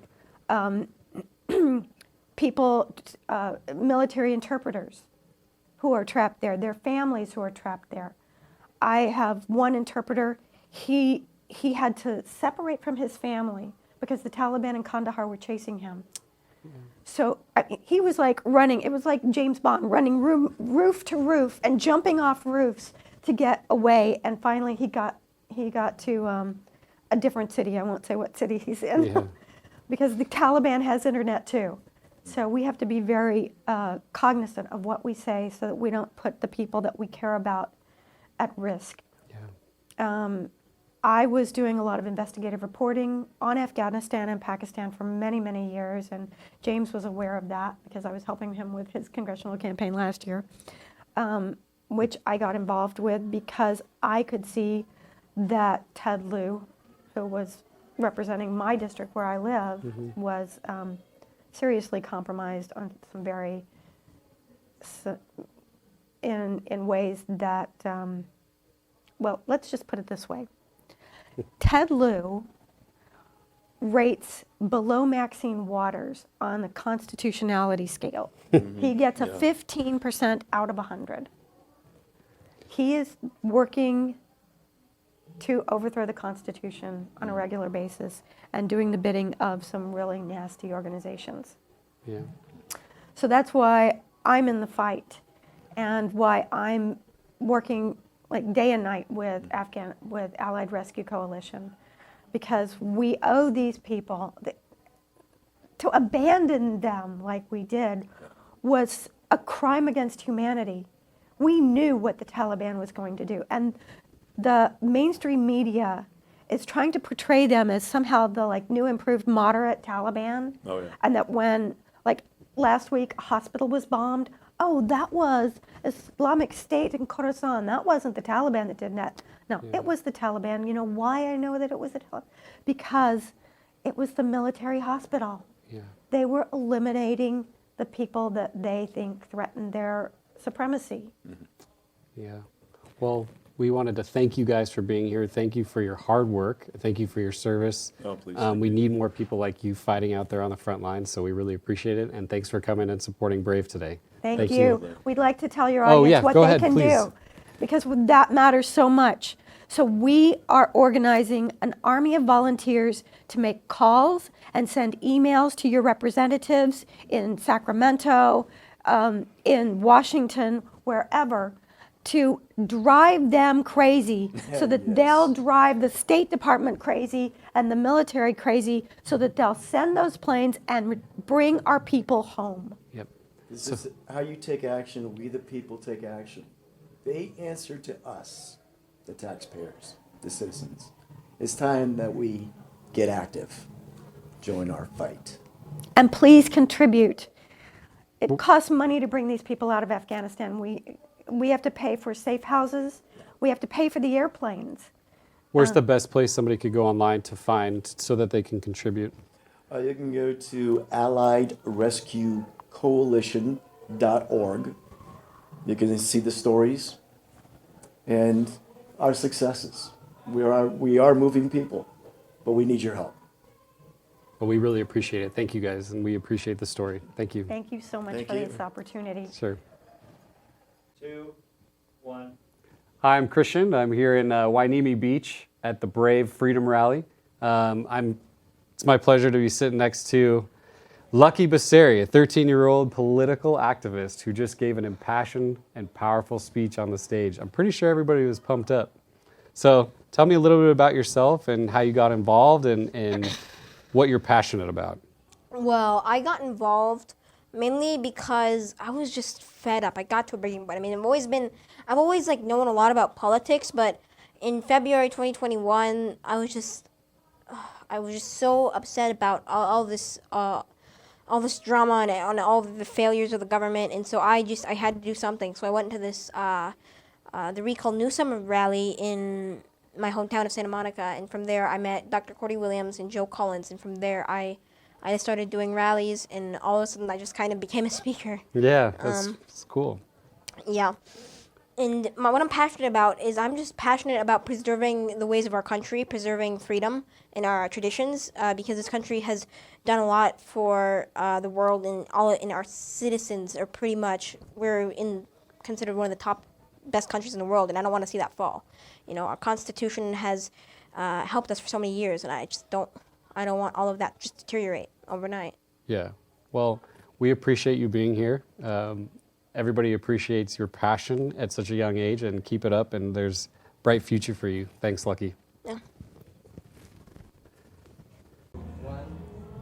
Hi, I'm Christian. I'm with Brave. We're here in Hueneme Beach. It's my pleasure to be joined by Peggy Hall with The Healthy American. Hi, Peggy. Why don't you tell the audience a little bit about yourself, who you are, and why you're involved, and what you're doing right now? Absolutely.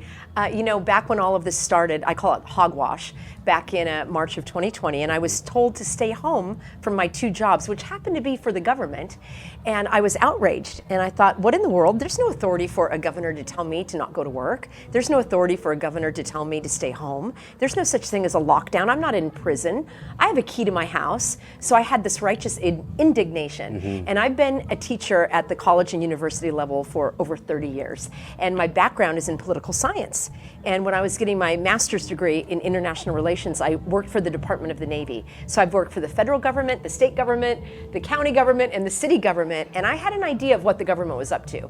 And I thought that everyone realized and knew that a governor has no authority to tell you to stay home. So it turned out that people didn't know that. So I created a video, the first that I know of, that exposed the unlawful, illegal, invalid, and fraudulent state of emergency in California. And I explained all of the laws, and I showed exactly why the governor was acting illegally and outside of the law. That video went viral, and people said, how did you know that? Can you show me?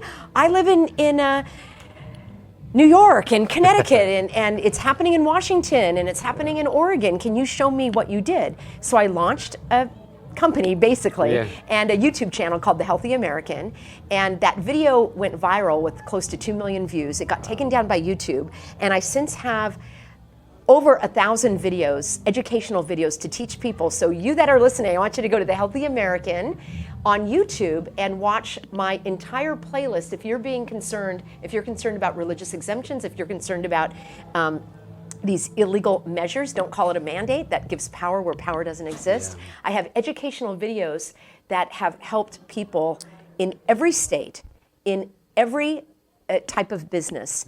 And I really came to fame helping businesses stay open. And so here, Brave, I spoke at before it was even Brave. Matt invited me to come speak and share all of the laws that I had researched to show them that the law was on their side. And I've helped thousands of businesses stay open legally. Barbara and Jordan, also part of Brave, and they came to one of my workshops. And I've had people in every industry learn how to stand up. This is not about skirting the law, it's about upholding the law. And I help parents get their kids out of school with my program called Freedom Learning. And right now I'm helping people in the government, in big pharma, in big tech, in, as I say, federal government, government contractors. Every line of business, people are coming to The Healthy American to take my classes to learn how to stand up against the illegal measures for the needle, as I call it, and they're having success. So the governor, as I call him, of this state does not like me very much because and I know someone from his staff is watching my videos, because the same for the CDC and the same for OSHA and the same for the FDA, because every time I expose something and I link to it and I show all of the shenanigans, they change their website. And then people say, Peggy, that link isn't accurate, because they're scrubbing the website. So I stand on the law. I don't talk about the science. I don't talk about the medicine. Even if there was a vaccine that had a magic potion that kept you alive to be 120, there is no legal authority for you to have to do anything to your body that you don't want to. The same thing for the scam, as I call it. Even if they worked, no authority can require you to suffocate yourself and restrict your breath. I've stood on these laws for this going on 2 years now, and I've never complied with anything. I have lived my life completely outside of these restrictive measures. I've never worn a mask. I've certainly never gotten tested or been vaccinated. And the only thing I haven't done is fly on a plane. Southwest kicked me off because I wouldn't wear a mask. But a few months forward, I helped the Southwest employees fight against their CEO. And after my consultation that I did with them, the CEO changed their policy, and they got rid of the unpaid leave, and they got rid of the deadlines for the religious exemption, because I educated them on the law. So Which is I'm something all about the law. We all saw this. It was in national news how that all Yes, changed. absolutely. And so they emailed me and said, Peggy, thank you for helping us save our jobs. Yep. And I get those same comments from people in big tech, in big pharma. I've got people from OSHA coming to me saying, how do I get out of this? I've got people from the EEOC saying, I'm being discriminated against. So it's like a tidal wave, and the tide is turning. the companies are rolling back now, and I'm going to make a prediction that I do predict that all of this hogwash is going to start to wind up after the beginning of the year. They're going to come out with something like, oh, there's a COVID pill now, so you don't have to take a vaccine, or congratulations, COVID is now the common cold, and we don't have to fight it like we did, or good news, 95% of the people have been vaccinated, so you can just come along with us. So they will come up with something else. And it's winding down, which is why they're grasping at straws, and it's their last push to try to get every single person under that tyranny and oppression. And I fight against it, and I will fight with it to my dying breath.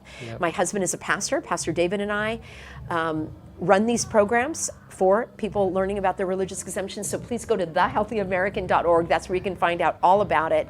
And we pray for you. We stand with you. We give you, I tell you that we give you the keys to the car. We give you the car. We give you the roadmap. And we give you the driving lessons. But you got to get in the car and drive and apply what we teach you. And we've got thousands upon thousands of success stories. So we are turning the tide in the country. And we're marching it all the way to heaven. Well, awesome. Well, Peggy is a warrior, and we thank you for everything you do. You are the tip of the spear, and there's hundreds and thousands of people that appreciate what you do. So thank you very much. Perfect. Thanks. We appreciate it. Thank you. Hello, Matt Brimajon here, the president of the Brave Coalition at the Freedom of Choice rally in Hueneme. Just wanted to introduce you to a very, very special person that came here to share her story. We're honored to have her here. She's had some traumatic events take place in her life that, on the way they're unfolding now, it seems that there could be a lot more people that might face the adversity that she's had to face, and her being so courageous and coming here and speaking about what has happened to her and the what she's had to go through in life. I'm honored to have you here and to have your husband, Sydney, and Dana Broussard. I'd like to introduce Dana and let her speak about her situation and sort of get this out. It's gonna go all over the country here soon. I think this needs to be heard. It's very important that this is heard. And you guys, this is Dana. How are you? Hi. Hanging in there. I'm all right. How are you? Yeah, it's been a long day. Yes. Yeah, it's been a long day. It's been a long week getting this together. I appreciate your time and you fighting through it. I know you got to be exhausted. So, but if you'd like to share a little bit about your story and what brings you here, maybe it's going to help a lot of people. So. Yeah, I just wanted to let people know that I was 5 years ago, a little over 5 years ago, I was injured with when I took the hepatitis B vaccine. Right. For my employment. I worked at the California Department of Corrections. Okay. And they, wanted me to take this vaccine for my benefit and for the benefit of the prisoners. But as you can see, it wasn't beneficial to me at all. Yeah. So, and I filed a workers' comp claim, and they fought me on it for years as well. So basically, during that time, my family had to be my caregivers while I was fighting workers' comp, trying to get some type of benefit to get some care. And it took me years, and we did win that case. You did. We did win, but it took a few years to do that. But I want people to know that vaccines, you should, and not everybody wants to take a vaccine, but we don't want to say what people should and shouldn't do with their own bodies, because I don't want anybody to say what I should do with my body. Yep, exactly. But we just want people to be informed. So informed consent. So if they're informed about what they're getting into their bodies, then they can make that decision what's best for them. Yeah, that's kind of the whole thing with this vaccination now. Nobody really knows what's in that. This hasn't been tested, and they're having pregnant women take it, and they don't even know what's going to happen to these unborn babies. They haven't tested it through that. None of this is just like we're lab rats. And so when you say that you won the case, what does that mean? What type of judgment did they award you, or have what type of settlement did they do? What does that mean when you say you won the case? Well, with workers' comp, they don't have to settle. They're not forced to settle your case outright. So basically, they're just forced to cover my care, what they deem medically necessary, not what I want for my care. So anything outside of what they deem medically necessary that they think I should get, that's what they agree to pay for. But if I want to try anything like stem cells, what I believe that might be beneficial for my care, yeah. they won't approve that. So I'm still under their thumb. So they're just forced to pay for care based on their guidelines, not what I want for my care. That breaks my heart. I mean, how it's devastating that you know, this happens to you. I'm so sorry that this happened, and you know that it's just, you know, you see that a lot too with the military vets and stuff like that that come back. You know, they what deemed necessary, right? You know, these guys. You know, you're here. You are working for the state. You know, putting your life on the line, working in the prisons. You know, every day, and you know, they do this to you, and you know, now you're under their guidelines, and they're not giving you the respect and that you deserve, and the compensation that you deserve, right? You know, I mean, it's you know, the inability to walk, and what you've had to go through, and your family's had to go through. It's just it's tremendous, and you know, these people should go to extremes, you know, to take care of you. You know, I mean, you see these big business deals where, you know, these guys are settling for billions of dollars. Isn't that should be you, right? You should be taken care of like that, not under their guidelines or just what, you know. You should be able to do whatever experimental, you know, surgery you want. You know, and it just goes down to, you know, that the way that this country's being ran, and the politics of it all, because really it's a political thing, right? It makes me sick. And you know, I know you got to get on stage soon, and I know that this is going to go out to the country, and I know you guys are going to get a lot of press. And I just I can just say, hey, I encourage you to stay strong. You know, through this whole thing, it's not easy. You know, I went through the whole thing with my restaurant, and you know, being attacked by different sides, and people are going to say things about you that they shouldn't, and they're going to try and, you know, degrade you and you know, tell you that they're in the right, they're in the wrong, when obviously 100% they're in the wrong. You know, what they've done to you and your family, it makes me upset, and it makes me sick, and I'm so sorry. Is there a message that you would like to maybe to get out to people? You know, some sort of, you know, words with this vaccination that they're forcing on. You know, what type of message would you like to deliver? You know, being on the stage that you're on now, and being a vocal for this. Well, we just like to encourage people to get informed, do your own research, and you know, if your employer is forcing you to take a vaccine, make them agree to take some responsibility, some liability. If you get injured from a vaccine, make them agree to, you know, become financially responsible for you immediately, not 5 years like it's taking me. So, because they will deny that it's the vaccine, but you know, if they want to force you to do it, then take some responsibility, own up to what you're forcing your employees to do. Yeah. Well, you know, if you need anything from the Brave Coalition, you know, anything to help you spread the message, you know, we'll be here for you. And I appreciate you guys coming here, and you got a tough road ahead of you, and you know, I'll pray for you, and you know, God bless you and your family. I appreciate you hearing our story. No, absolutely. And you know, I think everybody needs to hear your story. And thank you for having the courage to speak out and do this, because it's not easy. I know it's not easy. So once again, thank you so much. Thank you for hearing us. Yeah, I appreciate that. Thank you. Yep. 2, 1.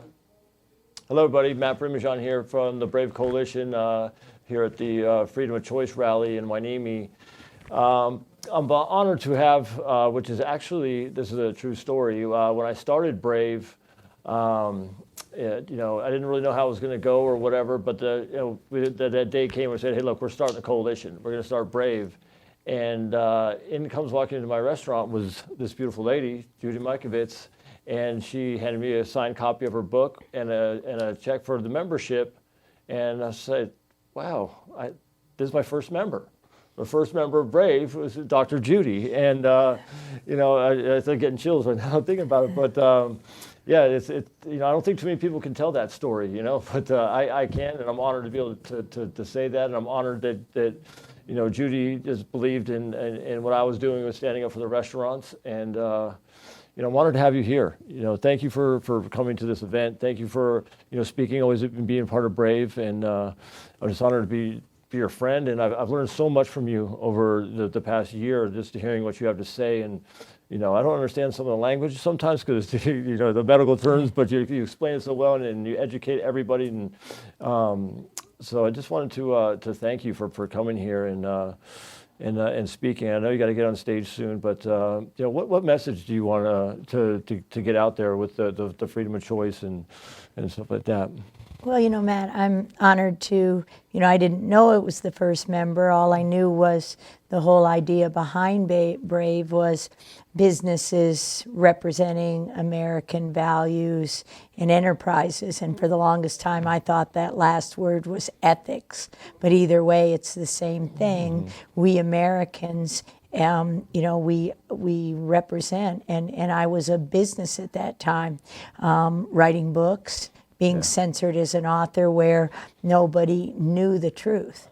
So if we're prejudicing, if we're biasing, if we're making decisions about our lives where we don't have the education, when Kent and Lively, my attorney and friend, first proposed after I was let out of jail here in Ventura County, our first book, Write the Book, tell the people what happened. Yeah. And, the science of what happened is complicated, but Kent and Lively's a 6th grade science teacher and an attorney, and he wrote these books so that if you didn't understand a word of our book Plague, what you understood was you can't take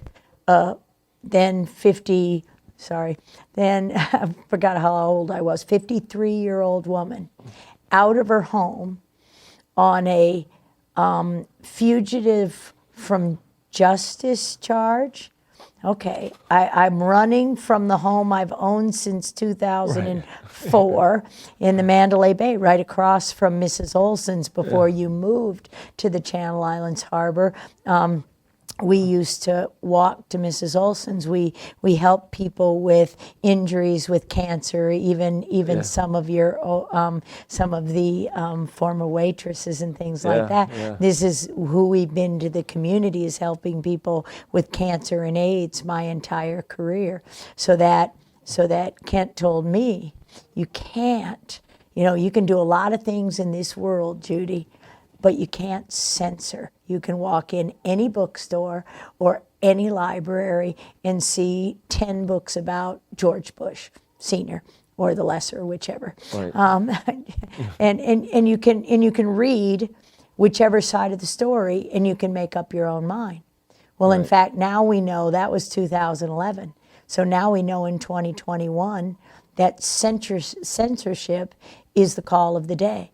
That you don't get any of the information, and how can any people make informed decisions if they don't know the science and the data? How would anyone know these vaccines, and in fact, no vaccine for the last 35 years, that all liability was removed November 14th, 1986. For all that time, there's been no liability. So the testing is all on the taxpayer and by the public health. So you think every year when you get that shot, somebody, no matter the shot, you think it's been tested in a double-blind placebo, meaning saline, controlled study, and that every vaccine added to the schedule is tested in the combination.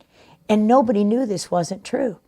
And so when our first book was called Plague, just by the diseases these inoculations were causing, the explosion of chronic and infectious disease and cancer in our country. But nobody recognized it because the government would just call it something else. The CDC would change the definition of contagious for the Ebola or the Zika that came out in 2014 or 17 respectively. Yeah. And all along the scientists knew that had something to do with the vaccination program. So brave businesses were being shut down, including an author whose business now is to sell books. I'm being censored. So I can't talk to you. We can't have a conversation because I'm slandered or defamed as you were.